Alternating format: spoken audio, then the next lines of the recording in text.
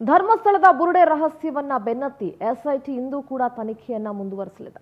ಅನಾಮಿಕನ ವಿಚಾರಣೆ ನಡೆಯುತ್ತೆ. ಇವತ್ತು ಎಸ್ಐಟಿಯಿಂದ ಅನಾಮಿಕನ ಎಂಕ್ವೈರಿಯನ್ನ ಮಾಡಲಾಗುತ್ತೆ. ಧರ್ಮಸ್ಥಳ ಬುರುಡೆ ರಹಸ್ಯವನ್ನ ಬೆನ್ನತ್ತಿ ಎಸ್ಐಟಿ ತನಿಖೆ ನಡೆಸ್ತಾ ಇದೆ. ಇವತ್ತು ಕೂಡ ಅನಾಮಿಕನ ವಿಚಾರಣೆ ನಡೆಯುತ್ತೆ. ನಿನ್ನೆ 2 ದಿನಗಳಿಂದಲೂ ಕೂಡ ಅನಾಮಿಕನ ವಿಚಾರಣೆಯನ್ನ ಎಸ್ಐಟಿ ಮಾಡ್ತಾ ಇದೆ. ಸದ್ಯಕ್ಕೆ ಶೋಧ ಕಾರ್ಯಕ್ಕೆ ಬ್ರೇಕ್ ಹಾಕಿರೋ ಎಸ್ಐಟಿ ಈ ದೂರುದಾರ ಅನಾಮಿಕನ ತನಿಖೆಗಿಳಿದಿದೆ.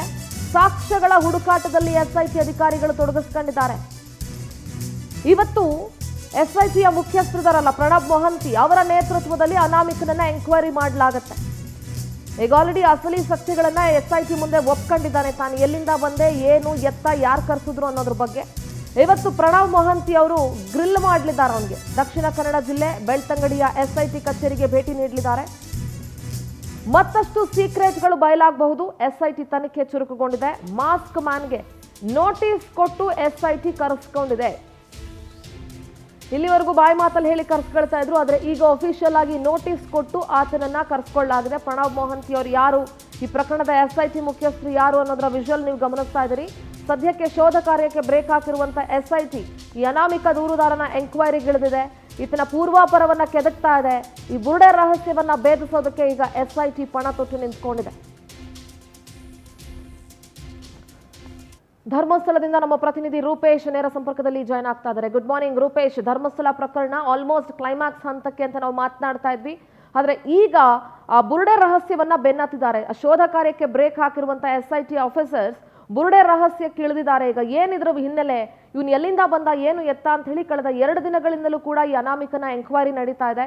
ಇವತ್ತು ಪ್ರಣಬ್ ಮೊಹಂತಿ ಅವರ ನೇತೃತ್ವದಲ್ಲಿ ಎಂಕ್ವೈರಿ ನಡೆಯುತ್ತೆ ಅಂತ ಹೇಳಲಾಗ್ತಾ ಇದೆ. ರೂಪೇಶ್, ಸದ್ಯ ಧರ್ಮಸ್ಥಳದಲ್ಲಿ ಏನೆಲ್ಲ ಡೆವಲಪ್ಮೆಂಟ್ಗಳಾಗ್ತಾ ಇದೆ? ಸಿಂಧೂರ, ಇವತ್ತು ಪ್ರಣಬ್ ಮೊಹಂತಿ ಅವರೇ ಬೆಂಗಳೂರಿನಿಂದ ಬೆಳ್ತಂಗಡಿಗೆ ಬಂದಿದ್ದಾರೆ. ಯಾಕಂತ ಹೇಳಿದ್ರೆ ಅನಾಮಿಕನನ್ನ ವಿಚಾರಣೆ ಮಾಡಬೇಕು ಅಂತ. ಇಷ್ಟು ದಿನ ವಿಚಾರಣೆ ಆಗಿರಲಿಲ್ಲ. ಯಾಕಂತ ಹೇಳಿದ್ರೆ ಒಂದು ವಿಚಾರಣೆ ಭಾಗ ಅಷ್ಟೇ ಆಗಿತ್ತು, ಪರಿಶೀಲನೆ ಮಾತ್ರ. ಉತ್ಖನನ ಮಾಡಿದ್ರು, 17 ಗುಂಡಿಗಳನ್ನ ಅಗದಿದ್ರು. ಅದರಲ್ಲಿ ಏನು ಮಹತ್ವದ ಸಾಕ್ಷಿಗಳೇನು ಕೂಡ ಸಿಕ್ಕಿರಲಿಲ್ಲ. ಹೀಗಾಗಿ ಒಂದು ಡೌಟ್ಗಳು ಕ್ರಿಯೇಟ್ ಆಗುತ್ತೆ. ಸರ್ಕಾರ ಕೂಡ ಷಡ್ಯಂತ್ರ ಅಂತೇಳಿ ಹೇಳಿತ್ತು. ಅದಾದ ಬಳಿಕ ವಿಪಕ್ಷಗಳು ಹೋರಾಟ ಮಾಡಿತ್ತು, ಸಾರ್ವಜನಿಕರು ಕೂಡ ಹೋರಾಟ ಮಾಡಿದ್ರು, ಭಕ್ತರು ಕೂಡ ಹೋರಾಟ ಮಾಡಿದ್ರು. ಇಲ್ಲಿರ್ತಕ್ಕಂಥ ಪ್ರಶ್ನೆ ಅಂತ ಹೇಳಿದ್ರೆ ಈಗ ಉತ್ಖನನ ಮಾಡಿದ್ರು ಏನೂ ಕೂಡ ಸಿಕ್ಕಿರಲಿಲ್ಲ. ಹೀಗಾಗಿ ಈಗ ಅಲ್ಲಿದೆ ಅಂತೇಳಿ ಹೇಳೋದು ಯಾವ ಅಂಜಾದ ಮೇಲೆ, ಯಾವ ಕಾರಣಗಳಿಗೋಸ್ಕರ ಅಲ್ಲೇ ಹೆಣಗಳು ಹೂತಿದೆ ಅಂತ ಹೇಳ್ತಿದ್ದಾರೆ. ನಿನ್ನೆ ಕಾವಂದರೆ ಬಂದು ಹೇಳಿದ್ರು, ನಾವು ಸ್ಪಷ್ಟವಾಗಿ ಹೇಳಿದ್ರು, ಏನು ಮುಕ್ತಿ ಕ್ಷೇತ್ರ ಧರ್ಮಸ್ಥಳ, ಇಲ್ಲಿ ಬಂದು ಏನಾದ್ರು ಸತ್ತರೆ, ಯಾರಾದ್ರೂ ಸತ್ತರೆ ನಾವು ಹೇಳ್ತೀವಿ, ತಾಲೂಕು ಅಥವಾ ಗ್ರಾಮ ಆಡಳಿತ ಕೇಳ್ತೀವಿ, ಗ್ರಾಮ ಆಡಳಿತದಿಂದ ಶವ ಸಂಸ್ಕಾರ ಆಗುತ್ತೆ ಅಂತೇಳಿ ಹೇಳಿದ್ರು. ಅದಾದ ಬಳಿಕ ಈತ ಹೇಳ್ತಿರ್ತಕ್ಕಂಥದ್ದು ಯಾವುದು ಕೂಡ ಮ್ಯಾಚ್ ಆಗ್ತಾ ಇರಲಿಲ್ಲ. ಒಂದಿಷ್ಟು ಡೌಟ್ಗಳು ಅವನ ಮೇಲೂ ಕೂಡ ಇದೆ. ಹೀಗಾಗಿ ಈ ವಿಚಾರವನ್ನು ಪರಿಶೀಲನೆ ಮಾಡಿ ಎಸ್ಐಟಿಯ ಮುಖ್ಯಸ್ಥರು ಇವತ್ತು ಇಲ್ಲಿ ಬೆಳ್ತಂಗಡಿಗೆ ಬರ್ತಾ ಇದ್ದಾರೆ. ಇವತ್ತ ಪ್ರಮುಖವಾಗಿ ಏನೇನೆಲ್ಲ ಮಹತ್ವ ಸಾಕ್ಷಿಗಳು ಸಿಕ್ಕಿತ್ತಲ್ಲ. ರೂಪೇಶ್, ಹೋಲ್ಡ್ ಅಲ್ಲಿರಿ, ನಾನು ಮಾತಾಡ್ತೀನಿ. ಹೋಲ್ಡ್ ಅಲ್ಲಿರಿ. ಪವರ್ ಟಿವಿಯಲ್ಲಿ ಈ ಕ್ಷಣದ ಮತ್ತೊಂದು ಮೆಗಾ ಎಕ್ಸ್ಕ್ಲೂಸಿವ್ ಸುದ್ದಿ. ಪವರ್ ಟಿವಿ ಬ್ರೇಕ್ ಮಾಡ್ತಾ ಇದೆ. ಈ ಕ್ಷಣದ ಮತ್ತೊಂದು ಮೆಗಾ ಎಕ್ಸ್ಕ್ಲೂಸಿವ್ ಸ್ಟೋರಿಯನ್ನ ಧರ್ಮಸ್ಥಳ ಪ್ರಕರಣ ಸಂಬಂಧಪಟ್ಟಂತೆ ಈ ಬುರುಡೆ ತಿಮರೋಡಿಗೆ ಮತ್ತೊಂದು ಸಂಕಷ್ಟ ಶುರುವಾಗುವ ಎಲ್ಲ ಸಾಧ್ಯತೆ ಇದೆ. 2018ರ ಕೊಲೆ ಪ್ರಕರಣದ ಬಗ್ಗೆ ಮತ್ತೊಮ್ಮೆ ಎಸ್ಐಟಿಗೆ ದೂರನ್ನ ನೀಡಲಾಗ್ತಾ ಇದೆ. ತಿಮರೋಡಿ ಹೆಣವನ್ನ ಹೂಳಿದ್ದ ಆರೋಪದ ಬಗ್ಗೆ ತನಿಖೆಗೆ ಆಗ್ರಹಿಸಿ ದೂರನ್ನ ನೀಡಲಾಗ್ತಾ ಇದೆ. ಬೆಳ್ತಂಗಡಿಯ ಬಿಲರೋಡಿ ಗ್ರಾಮದ ಸರ್ವೆ ನಂಬರ್ 59ರಲ್ಲಿ ನಡೆದಂತಹ ಕೊಲೆ ಮಾಡಿ ಹೆಣವನ್ನ ಹೂತಿತ್ತಿತ್ತ ತಿಮರೋಡಿ ಮತ್ತು ಗ್ಯಾಂಗ್ ಅನ್ನೋ ಪ್ರಶ್ನೆ ಇತ್ತಲ್ಲ, ಆ ಗ್ರಾಮಸ್ಥರು ದೂರು ಕೊಟ್ಟಿದ್ರಲ್ಲ ಅಂದಿನ ದಿನ. ಈ ಬಗ್ಗೆ ತನಿಖೆ ಮಾಡುವಂತೆ ಎಸ್ಐಟಿಗೆ ಭಾಸ್ಕರ್ ನಾಯಕ್ ದೂರನ್ನ ನೀಡಲಿದ್ದಾರೆ. ಏನ್ ಮಾತನಾಡಿದ್ದಾರೆ ಭಾಸ್ಕರ್ ನಾಯಕ್, ಕೇಳಿಸ್ಕೋಣ. ಪ್ರಥಮ ಬಾರಿಗೆ ಅವರ ಮಕ್ಕಳನ್ನು ನಾನು ಸಂಪರ್ಕಿಸಿದ್ದೇನೆ ಸರ್. ಆ ಮಕ್ಕಳು ಕೂಡ ಒಪ್ಪಿಕೊಂಡ್ರು. ಒಂದು ಕಾಣೆ ಅರ್ಜಿ ಕೊಡು ಅಂತ ಹೇಳಿ ನನ್ನೊಟ್ಟಿಗೆ ಅವರು ಆಟೋದಲ್ಲಿ ಹತ್ತಿ ನನ್ನೊಟ್ಟಿಗೆ ಬಂದಿದ್ರು. ಅರ್ಧ ದಾರಿಗೆ ಬಂದಿರುವಾಗ ಈ ವ್ಯಕ್ತಿ ಯಾರು, ತಿಮರೋಡಿಯ ಮಹೇಶ್ ಶೆಟ್ಟಿ ಅನ್ನೋ ವ್ಯಕ್ತಿ, ಆ ವ್ಯಕ್ತಿ ನನ್ನೊಂದಿಗೆ ಬಂದಿರುವಂತ ಅವನ ಮಗನಿಗೆ ಫೋನ್ ಮಾಡಿರ್ತಾನೆ, ನೀನು ಕಂಪ್ಲೇಂಟ್ ಕೊಟ್ಟರೆ ನಿನಗೆ ಸಮಸ್ಯೆ ಆಗುತ್ತೆ, ನೀನು ಅರ್ಧದಿಂದ ವಾಪಸ್ ಬಾ ಅಂತ ಹೇಳಿದ. ತಕ್ಷಣ ಈತ ನನ್ನ ಆಟೋದಿಂದ ಕೆಳಗಿಳಿದು ಆತನೊಂದಿಗೆ ಹೋದ. ನಾನು ಯಾವಾಗ ಪ್ರಕರಣ ನಾನಾಗಿ ನಾಗರಿಕರ ಪರವಾಗಿ ಠಾಣೆಗೆ ದೂರು ಸಲ್ಲಿಸಿದ್ದೇನೋ, ಆ ನಂತರ ಆ ಮಕ್ಕಳನ್ನೆಲ್ಲ ತನ್ನ ಮನೆಯಲ್ಲೇ ಹಲವಾರು ತಿಂಗಳಲ್ಲಿ ಇಟ್ಟುಕೊಂಡು ಬಿಟ್ಟ. ಆ ಮೂಲಕ ಆ ತನಿಖೆಯನ್ನು ಹಳ್ಳ ಹಿಡಿಯುವ ಹಾಗೆ ಮಾಡಿಬಿಟ್ಟ ಸರ್. ಸರ್, ಈಗ ಏನು ಈ ಭೀಮಾ ಅನ್ನೋ ವ್ಯಕ್ತಿ ಅಲ್ಲಿ ಶವ ಊತಿಟ್ಟಿದ್ದ, ಇಲ್ಲಿ ಶವ ಊತಿಟ್ಟ ಅಂತ ಹೇಳ್ಬಿಟ್ಟು ಸುಮಾರು ಜನ ಬಂದು ದೂರಲ್ಲಿ ಕೊಡ್ತಿದ್ದಾರೆ. ಈಗ ನಿಜವಾದ ಶವ ಊತಿಟ್ಟವ್ರ ಬಗ್ಗೆ ನೀವು ದೂರು ಕೂಡ ಕೊಟ್ಟಿದ್ದೀರಾ. ಈಗ ಎಸ್ಐಟಿ ಕೂಡ ತನಿಖೆ ಮಾಡ್ತಿದೆ. ಹೀಗಾಗಿ ತಿಮ್ರೋಡಿ ವಿರುದ್ಧ ಏನಾದ್ರು ಎಸ್ಐಟಿಗೆ ಏನಾದ್ರು ದೂರು ಕೊಡ್ತೀರಾ, ಇಲ್ಲ ಕಾನೂನು ಹೋರಾಟ ಏನಾದ್ರು ಮಾಡ್ತೀರಾ? ನಾನು ಈ ಬಗ್ಗೆ ಸಾಕಷ್ಟು ಆಲೋಚನೆ ಮಾಡಿ ಈ ಬಗ್ಗೆ ಈಗ ನಾವು ಮಾಧ್ಯಮದಿಂದ ಬರ್ತಾ ಇದ್ದೇನೆ. ಯಾವೊಂದು ಈತ ಸಮಾಜವನ್ನ ಯಾವ ರೀತಿ ಸಮಾಜದ ಎಲ್ಲ ವ್ಯಕ್ತಿಗಳ ಕಿವಿಗೆ ಹೂ ಇಟ್ಟು ಮಂಗಮಾಯ ಮಾಡಿದಾನ, ಅದಕ್ಕೆ ಒಂದು ಇತಿಶ್ರೀ ಆಡಬೇಕು. ಈತನೇ ಒಬ್ಬ ಕೊಲೆಗಾರ, ಈತನೇ ಒಬ್ಬ ಒಂದು ಸಮಾಜ ದ್ರೋಹಿ ಅನ್ನೋದನ್ನು ಸಮಾಜಕ್ಕೆ ತೋರಿಸಿಬಿಡಬೇಕು. ಇದಕ್ಕೆ ಸಮಯ ಸಂದರ್ಭ ಈಗ ಕೂಡಿ ಬಂದಿದೆ ಅಂತ ಭಾವಿಸ್ತೇನೆ. ಇಲಾಖೆ ಕೂಡ ನನ್ನೊಟ್ಟಿಗೆ ಕೈ ಜೋಡಿಸ್ತದೆ, ಸರ್ಕಾರವು ಕೂಡ ಅದಕ್ಕೆ ಒಂದು ಅನುಮತಿ ನೀಡ್ತದೆ ಅಂತ ಭಾವಿಸ್ತೇನೆ.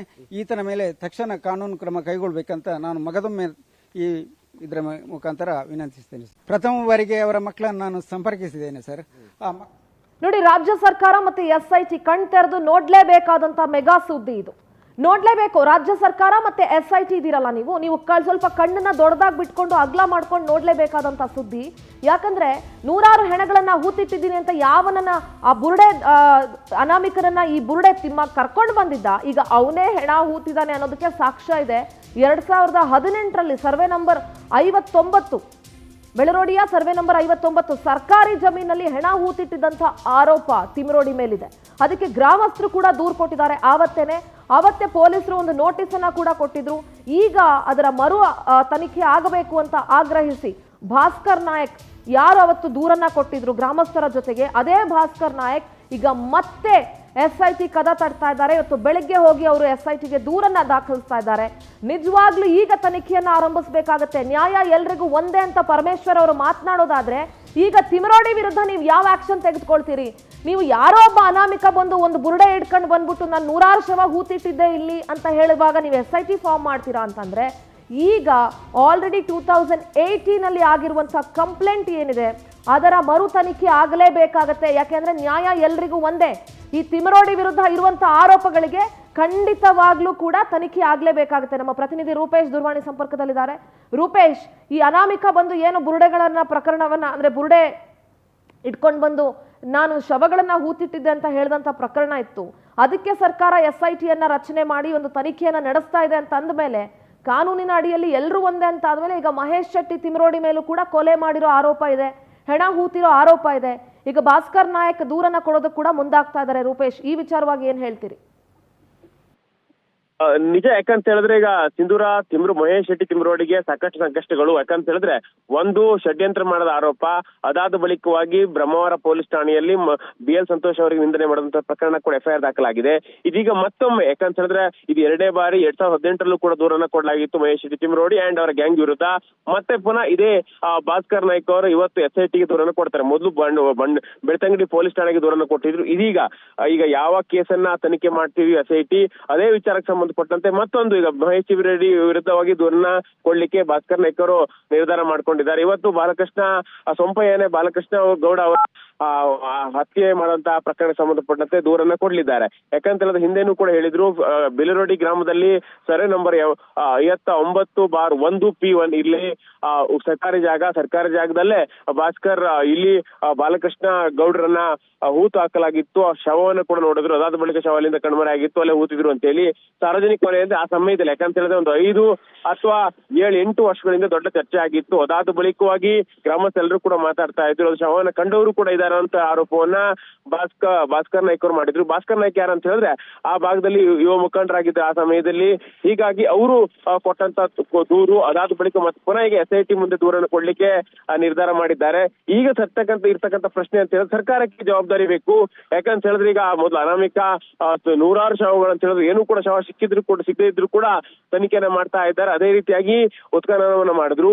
ಇದೀಗ 14 ಎಕರೆ ಜಾಗದಲ್ಲಿ ಶವವನ್ನ ಹೂತಿದ್ದಾರೆ ಅಂತ ಹೇಳಿ ಮಹೇಶ್ ಶೆಟ್ಟಿ ತಿಮ್ರೋಡಿ ವಿರುದ್ಧ ದೂರು ಕೊಡಲಾಗ್ತಾ ಐತೆ. ಹೀಗಾಗಿ ಎಲ್ರಿಗೂ ಒಂದೇ ನ್ಯಾಯ ಅಲ್ವಾ? ಈ ನ್ಯಾಯವನ್ನು ಕೂಡ ಜರುಗಿಸಿ ಕೂಡಲೇ FIR ದಾಖಲಿಸಿಕೊಂಡು ಅವ್ರ ವಿರುದ್ಧವಾಗಿ ತನಿಖೆಯನ್ನ ಆರಂಭಿಸಿ ಅಂತ ಹೇಳಿ ಈಗ ಗ್ರಾಮಸ್ಥರೇ ಆಗ್ರಹಿಸ್ತಾ ಇದ್ದಾರೆ. ಈಗ ಸರ್ಕಾರ ಏನ್ ಮಾಡುತ್ತೆ ಅನ್ನೋದೇ ಮುಖ್ಯವಾಗಿರ್ತಕ್ಕಂಥ ಪ್ರಶ್ನೆ ಇಲ್ಲಿ ಸಿಂಧೂರ. ಓಕೆ, ಥ್ಯಾಂಕ್ ಯು ರೂಪೇಶ್, ನಿಮ್ಮೆಲ್ಲ ಕಂಪ್ಲೀಟ್ ಡೀಟೇಲ್ಸ್ಗಾಗಿ.